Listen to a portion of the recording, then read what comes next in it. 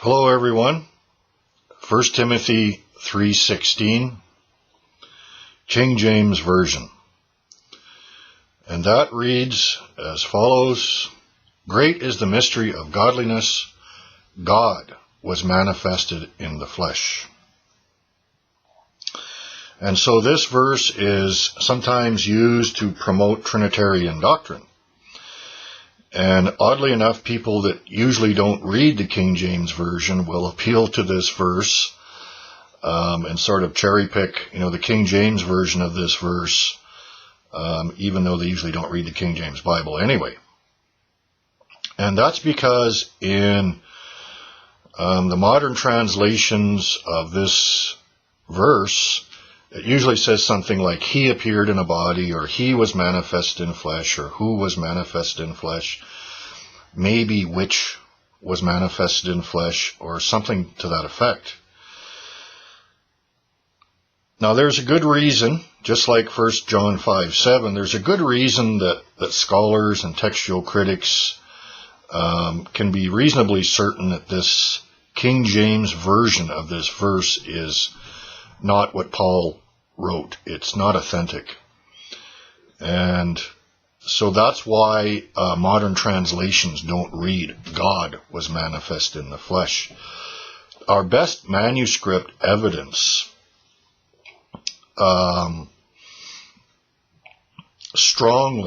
very strongly indicates that this is a scribal corruption. Whether it was intentional or unintentional, it's a corruption nevertheless. They think they know how it probably happened to a certain point. The only thing is we can't be sure whether it was intentional or unintentional. Scribes use something called nomina sacra.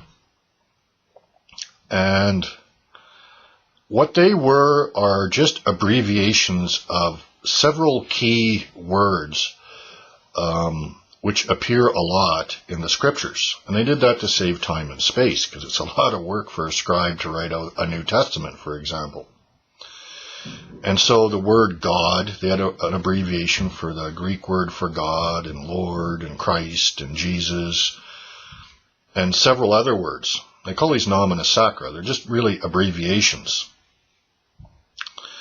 Well, it turns out that if Paul had originally written who was manifested in the flesh, that the word there could easily be changed to God was manifest in the flesh with just a couple of pen strokes. Bang, bang, done. And you would basically turn the Greek omicron into a theta just by putting a pen stroke through it. It looks like the letter O. If you want to see what it looks like, just go to my website. I'll put a link below this video, and you can get a visual on this. But all it would take was a pen stroke to change it from who to God. And so it would be pretty easy to corrupt this scripture. Now, it might have not been an intentional thing. What could have happened is that he wrote who was manifest in the flesh, and then he turned the page over and wrote some stuff on the back page, and the ink bled through enough at that very point so it looked like God was manifested in the flesh. All it would take was a little blob to bleed through the media, and it would change that word. It'd be that simple. And some people think that's maybe what happened here. And then that particular copy was used to make more copies, and that's why there's copies of manuscripts out there that have this King James reading. But our best manuscripts don't have that reading. Our best manuscripts have, who was manifest in the flesh. Perhaps it originally said which was manifested in the flesh. I think it probably said who. It was a constructio ad sensum, and it said who was manifest in the flesh. That's what I think it originally said. So we know by the manuscript evidence that we can be reasonably certain that Paul didn't write, God was manifest in the flesh. Now, if we take for the sake of argument, let's just pretend Paul did write, God was manifest in the flesh. Well, we could say that means God the Father was manifest in flesh. John tells us that. No one has ever seen God, but guess what? Jesus expresses him or declares him. Right? He said, if you have seen me, you have seen the Father. And he explains, you have seen the Father in the works that I'm doing. Why? The Father abiding in me does the works. You see, so even if this verse was authentic, it still doesn't prove the Trinity. It still wouldn't. But as it is, we can be very sure that this is not what Paul wrote. There's also, there's more stuff that I could say about this. You can click on the link in my website and see the other stuff. There's also something interesting that I don't have on my article on my website. I still have to add it, but there's internal evidence right here in this verse that tells you something is wrong with the King James Version. I'm just going to read it in the King James fashion. God was manifest in the flesh. And we'll read the rest of the verse and see kind of what we end up with. Great is the mystery of godliness. God was manifested in the flesh. God was justified in the Spirit. God was seen by angels. God was preached among the nations. God was believed on in the world. God was taken up into glory. I don't think so. That's not going to ever really make any sense, is it? God was justified in the Spirit. Some translations you might see vindicated. It's the standard word for justified. God was justified in the Spirit. Is that ever going to make any sense? You think any Jewish Christian would write that God was justified in the Spirit? Or that God was seen by angels? What sense is that going to make? Isn't God always seen by angels? I mean, isn't that kind of a redundant statement? God was seen by angels. Oh yeah. I mean, you read in the Old Testament how God's always surrounded by angels. Why would Paul write God was seen by angels? Or God was taken up in glory? What sense is that statement going to have? What meaning is there? It doesn't have any meaning. Especially in the context of the New Testament and Paul's writings.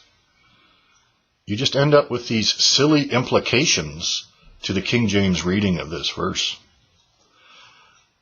But if it says, great is the mystery of godliness, who was manifest in the flesh? A man named Jesus. The mystery of godliness is manifested in him. It was always God's plan. He, Jesus, justified in the Spirit. Jesus seen by angels, the man Jesus. Jesus is preached among the nations. Jesus is believed on in the world. The man Jesus is glorified. The man Jesus is taken up in glory. Well, then it makes sense. Then you have a likely reading of this verse. But to have God was manifest in the flesh, God was justified in the Spirit, God seen by angels, God taken up in glory. Get real. You have to be rather disingenuous with yourself to believe that Paul would have said things like that. God taken up in glory, God justified in the Spirit, God justified in his own Spirit. It's nonsense. And so, we can really just see it right in the internal evidence, in the very context that something is wrong. And the manuscripts tell us that something, is very wrong with the King James reading of this verse. And not only that, we know how it probably got corrupted. It'd just take a couple of ink blobs or ink strokes to change that into the word God. Very, very simple. And, we have are manuscripts that don't read that way. Very early manuscripts that don't say the word God there. And, 4th century Trinitarian types aren't going to be doing that. Even the Arians don't want to do that. Who's going to do it? It doesn't make any sense when you start looking at all the evidence to believe that the King James reading of this verse could possibly be correct. And then you have the fact that, early Christians didn't really bring up this verse. You don't see it until late in the 4th century, after the Trinitarians are kind of winning the day. And one of the Gregories starts mentioning this a lot. And that's where you first kind of see it show up, after Trinitarian doctrine is kind of in place. Then all of a sudden this verse becomes God was manifest in the flesh.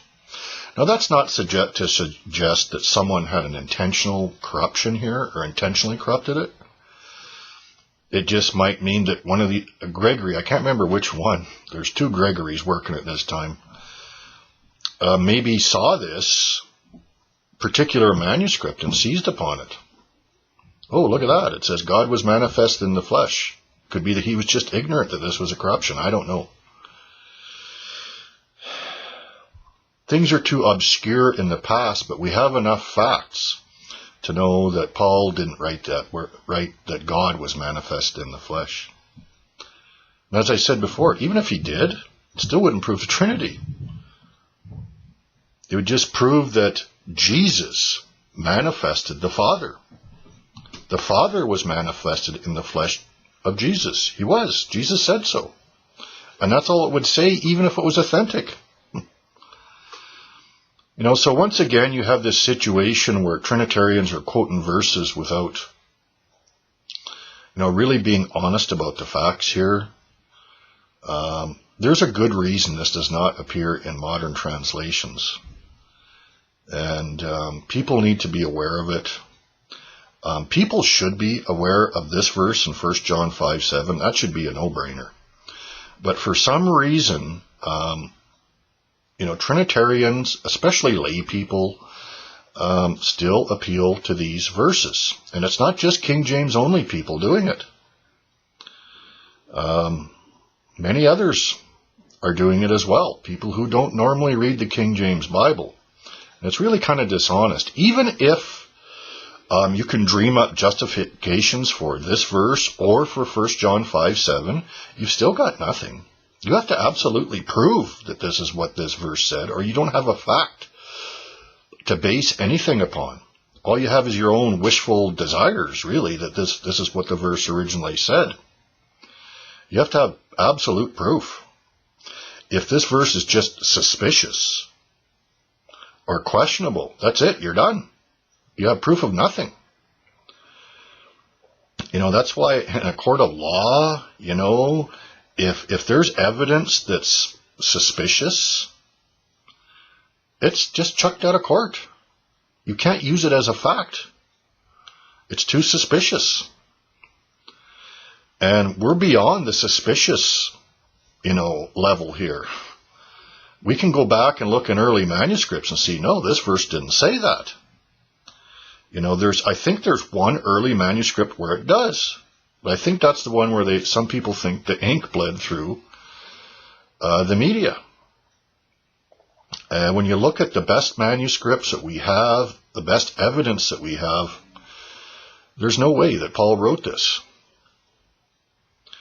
So you need to, just honestly consider things like that. You have to honestly consider the evidence when you're looking at some of this. God bless you.